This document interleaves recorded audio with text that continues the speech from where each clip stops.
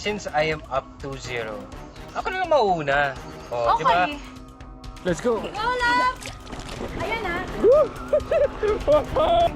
Ito ang huli nilang challenge, ang 35 meters na mudslide. Yung favorite ko yung mudslide. Dire-diretso lang naman ako nung towards end. Medyo bumpy for me eh. Nung nandun na ako sa end, talagang parang napasubsob ako sa tubig. Ganun ako eh. Happy Rico! Nakaka-frustrate lang kasi pagdating ko sa gitna, bigla akong bumagal. Oy, ba't bumagal ako? Pag bagsak ko sa tubig, diretso ako sa ilalim. So paano yan, love? 3-0 na ako. Yeah! Oh, wala kang panalo? Wala nga eh. Hindi, meron ka naman.